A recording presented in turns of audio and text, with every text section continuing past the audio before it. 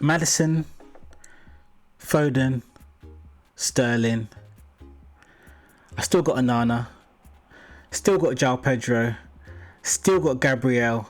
What am I going to do this game week before the deadline closes in a few hours time? It is game week number 4, almost approaching game week number 4, and I have some big decisions to make as to what I'm going to do with my team. Let's look into this.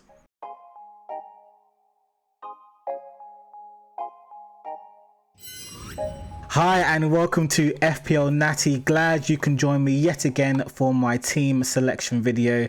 As I said, we are fast approaching the game week number 4 deadline and I have some big decisions to make in my team. There are some players in there that shouldn't be in there basically, and I need your help. So to do that, you need to subscribe. You need to like this video and give it a thumbs up and write your comments below as to what changes I need to make in my team. As you see the team that I currently have and how they've been performing, I want you to let me know what changes you think I should be making, or maybe my team is just crap anyway and I just need to work hard. Just let me know what I need to do, because at the minute, as I say, it's not looking good, bruv. So let's look into how I did last week and what kind of changes I'm going to be looking at for the following game weeks. So let's just get straight into it. Last game week I got 44 points. Now this isn't good. Okay, I just thought I'd just tell you right now, this is not a good score. I saw the scores against, you know, they usually have the average points you get and then your points and then the best points. I literally got the average points among all of FPL, which basically is a red arrow. It means I am down 400,000, 6,299 places. Okay, so now my overall rank is 1.2 million. So this isn't good. Down almost 47% on FPL. Among all FPL managers. I still haven't figured out how many managers there are, but to be honest, it doesn't really matter. I am now widening that gap between myself and the top 10k. It's now at 38 points. So let's have a look at some of these people that did terrible in my team. First of all, let's talk about Onana. I need to think about what I'm going to do with him in that goalkeeper position. As you guys already know, well, if you're new to FPL, a goalkeeper substitution is kind of a luxury decision and choice you want to make. Usually there are other positions that you want to look at first, probably your midfield and your forward options, and then defense, and then last but not least it will be your goalkeeper situation. So currently it is between him and Johnston that I'm playing at the minute, but the main defense is just not looking too secure, and with Rafael Varane out, Luke Shaw's out, Malacia's out, Maguire's still there, who knows who plays on right back. It's not the foundations you're going to want for a strong defense and making sure you get those clean sheet points. We saw what happened last game week when they got beaten. Yeah, so let's just put that one aside. Who else will I look to be shifting out possibly? I was looking at Rashford actually, but he did come through 2 assists in this last game week. But did pick up a yellow card and didn't get any bonus points. So 7 for two assists isn't that great. Saka finally scored, and that was a penalty, but we'll discuss that a bit later. Phil Foden was one that I was really upset about, to be honest, because I brought him in last game week, and then to hear that he had a stomach bug or something, but he did come on and get an assist, so it wasn't, you know, the worst thing in the world. Estupinian, what can I say? They didn't show up against West Ham. I thought that would be an easy win for them, especially how Brighton have been playing, but West Ham completely run over them completely. So sometimes it goes like that in FPL. You just have to take the rough with the smooth sometimes. And that goes alongside Chilwell as well. We saw how they played against Luton. Chelsea did play very well. Chilwell was in front of goal and he didn't score. Why didn't he score? But anyways, they got a clean sheet, 6 points from him. And Bremer, it just, I guess it was an off day for him, only 2 points. Who else did all right? Ollie Watkins yet again got an assist, 5 points there. My captain, well, most of you captain anyway, Erling Haaland did miss a penalty but did score later on in the game, giving only 8 points in total for that. And João Pedro, yeah, didn't start again, so he looks like someone I may need to be looking to remove from my squad in the next few game weeks.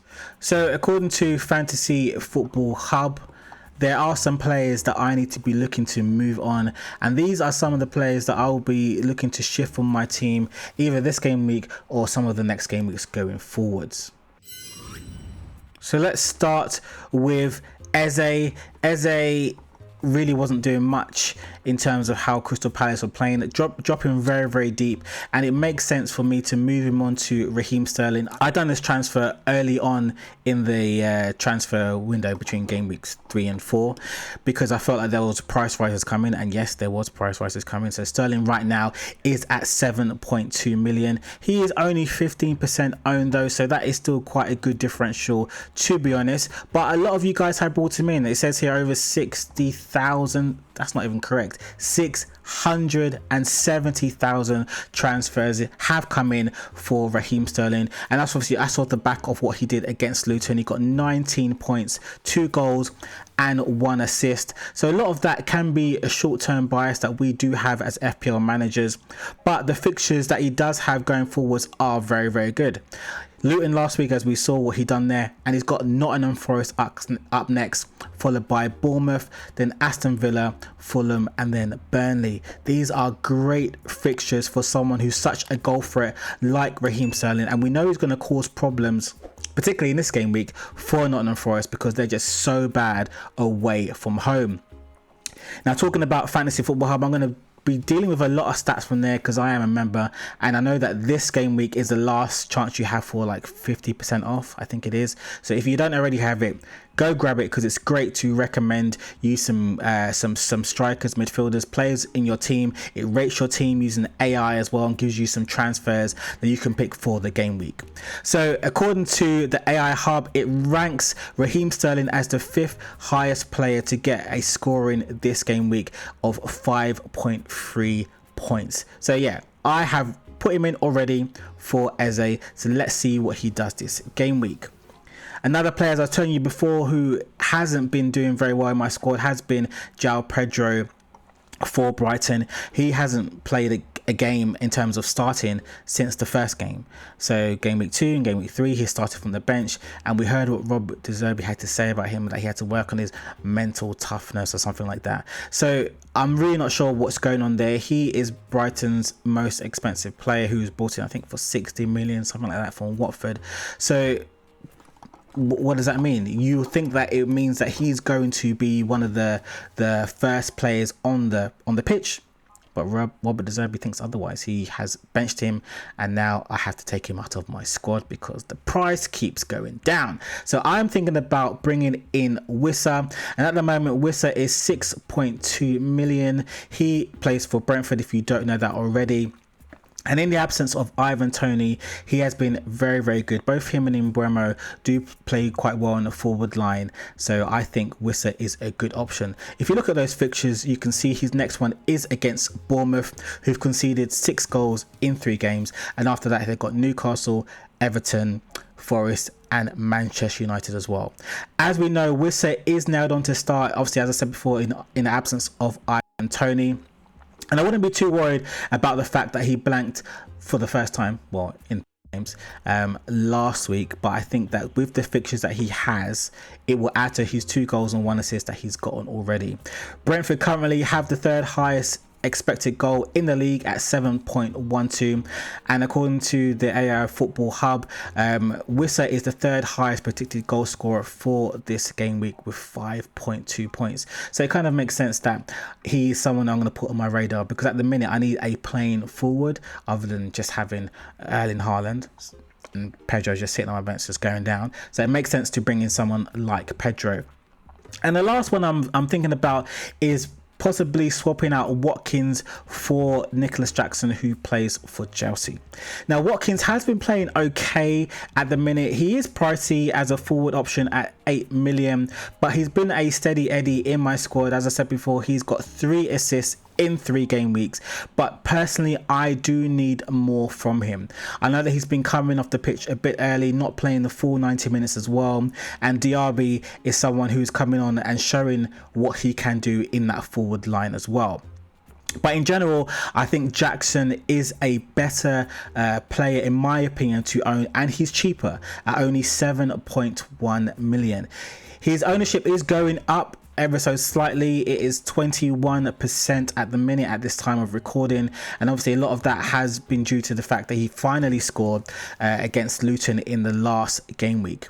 But his actual XG is very, very good. He averages now about 0.7 XGs per game at the minute, and he's the second highest XG among all the forwards, just behind Erling Haaland at the moment. So after they play Nottingham Forest, you can see they've got Bournemouth away, then Aston Villa at home, Fulham, and then Burnley away. So in all these games and fixtures that they have, there's no difficult fixtures here, I think, for Chelsea. So you know that they're going to get chances. They are a team that's looking quite strong, quite decent under Pochettino. So Jackson is someone who I have a keen eye on. He's definitely at the top of my watch list to come into my team.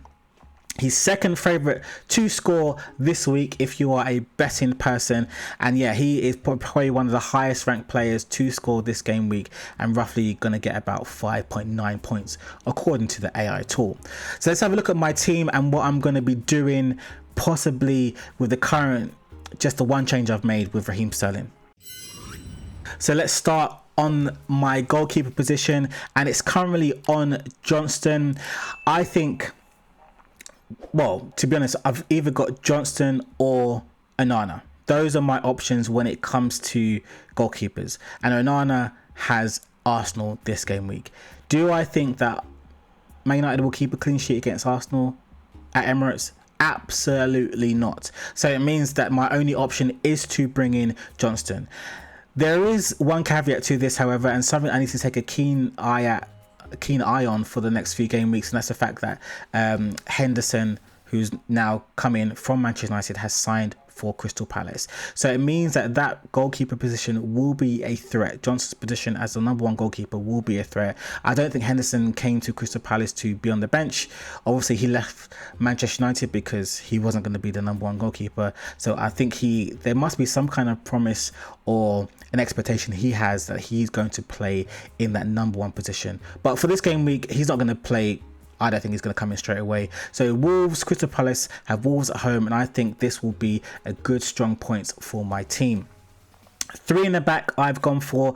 Let's start with Chilwell. We know how good he is at home. 13 points so far at home already. So I think he's going to produce a really good haul this game week against Nottingham Forest. He plays so high up at the pitch, but hopefully if he gets in positions like he got against Luton, let's hope he pulls the trigger and he does score.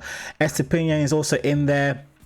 I'll tell you why he's in there, because I think that he will concede, but I'm hoping for not clean sheet. I'm hoping for attacking returns for him, for Purvis this week. I think he can do that. But just in general, Brighton's fixtures aren't looking too good for the next few game weeks, but this game week I thought I just had to keep him in. I really wasn't looking to take a hit, so he's in, and hopefully he can produce some attacking returns. The question is, what will Brighton do? Because obviously they are playing Newcastle, who got beaten by Liverpool last game week. That was with 10 men. So at home at St James's Park, we know how that crowd is. Will they turn it on, and will Brighton get spanked? I don't know. Let's see. Last place in my 3-man defence is Rico Henry. He does play for Brentford. And to be honest, he's the only defender I could pick, because on the bench I've only got Kabore and Gabriel. So yeah, I don't really have much options in terms of defensive cover, but I think Henry should do well. Brentford are at home to Bournemouth. Bournemouth aren't the best team in the world. They don't have good numbers when it comes to playing away from home, and I think that Henry can come away with not only a clean sheet, we know how good he is on that left hand side. Can he come away with some attacking returns as well? In midfield, I've gone for a 5-man midfield. So keeping on the Brentford theme, let's start with Mbeumo. He tops the pick in terms of stats right now. If you're talking about attacking stats, he's doing really well for midfielders. Currently 7 shots inside the box, 4 big chances, and a total XG of 3.29. He's doing very, very well. And we know he's on penalties as well. So this guy is very, very good, particularly in the absence of Ivan Toney. But let's see what happens in the future. But he's not going anywhere right now, particularly at the price he is. If you don't have him, make sure you do have him. New boy Phil Foden, as I said before, he did miss last game week, but he's in this game week purely because he's a good player when he does play. And Foden and Manchester City do have Fulham this game week, so it just makes sense that he is in my squad. I do think that there is a lot for Foden to do in this season.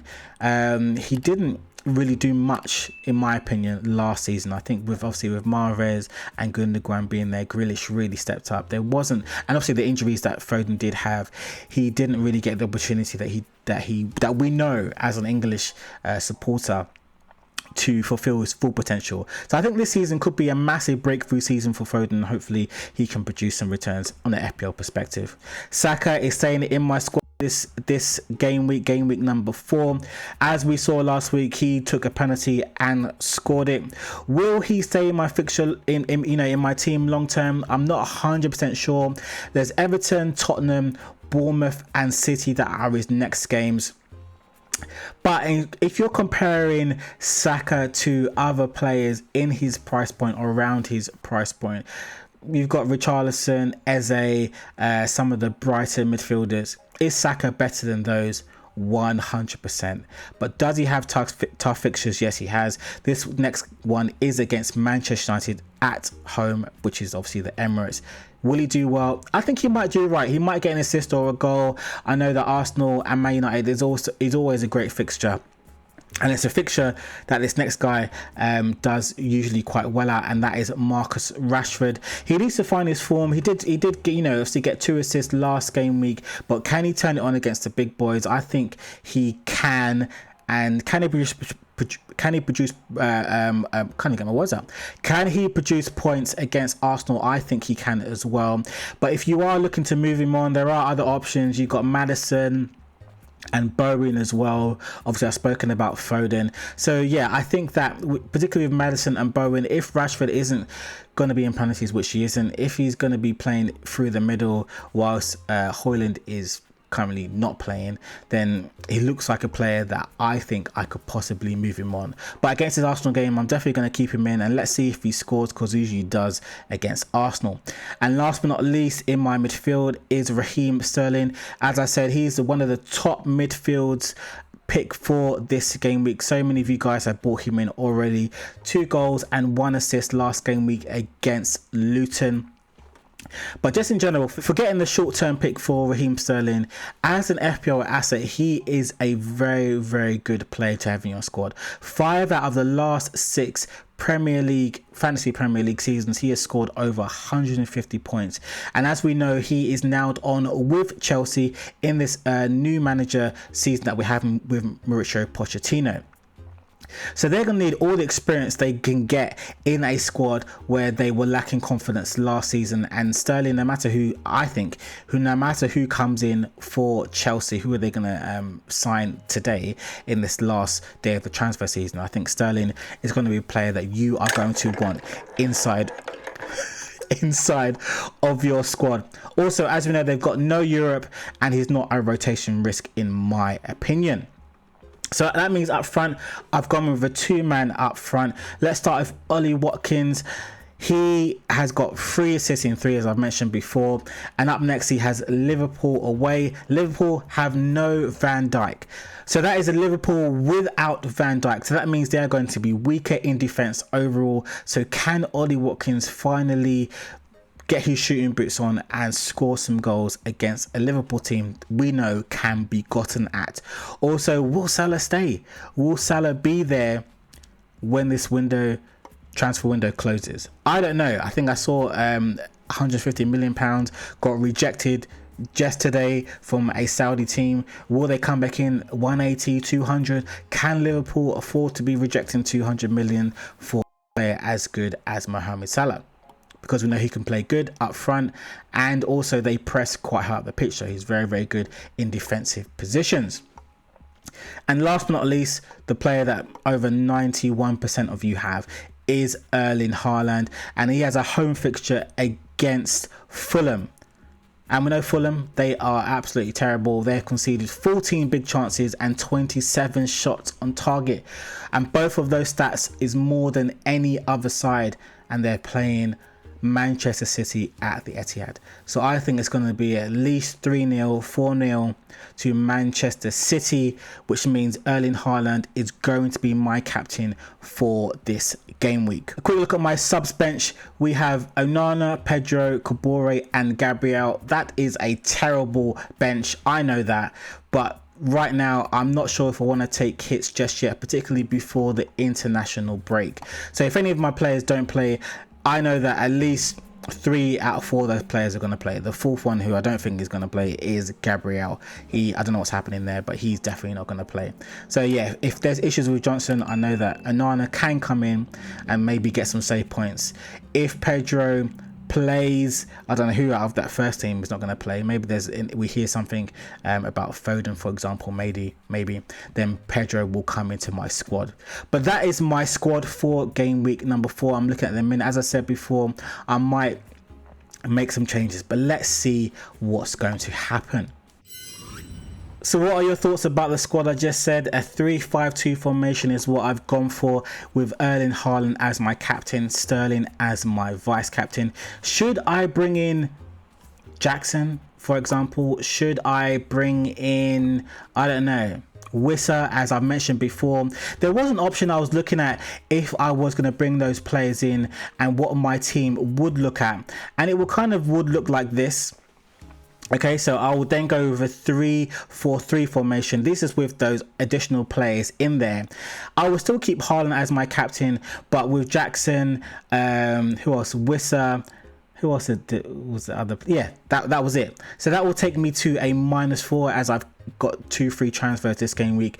I don't know if this is an option for me this game week. I am still on the fence. I'm 50-50. I'm probably going to make my decision at like 6:15 or something like that. I still haven't decided. So let me know what you guys think of that. Is this a viable option for me? Should I bring in those 2 extra forward players and take a -4 because on the back end it might be better, or should I just roll it and see what happens after the international transfer?